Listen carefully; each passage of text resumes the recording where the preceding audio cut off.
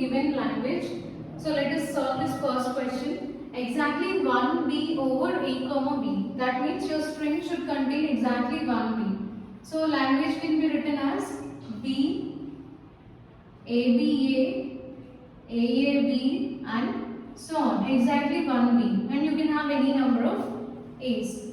So regular expression can be written as 1b before any number of a's, after any number of a's. And coming to the grammar, so you can write it as this A star can be written as A, B, again A, whereas A can be derived as A followed by any number of A's or epsilon. Okay. So here if both of them are epsilon, then you will get single B. So exactly 1B. Next, coming to second question, at least 1b over a comma b. At least 1b means you can have any number of b's, but minimum your string should contain 1b.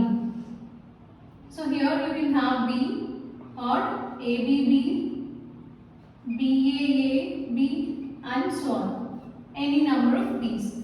So this can be written as regular expression is at least 1b. So you should have 1b, and before that you can have any number of b's. After b you can have any number of a's and b's. So coming to the grammar, it can be written as s derived. So write this complete thing as b,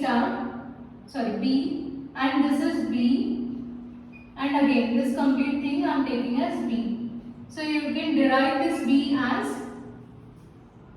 so it can be written as A followed by any number of A's or B followed by any number of B's.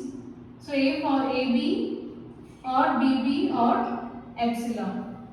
So A followed by any number of B's, B followed by any number of B's or epsilon. Coming to the third one occurrence of triple one. That means your language should contain this sequence triple one, at least once. So before this you can have any number of zeros or ones.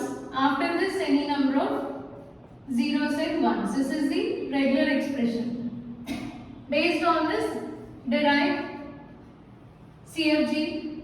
So here this 0 plus 1 whole star, it can be taken as A, and this triple one, this I am taking it as A.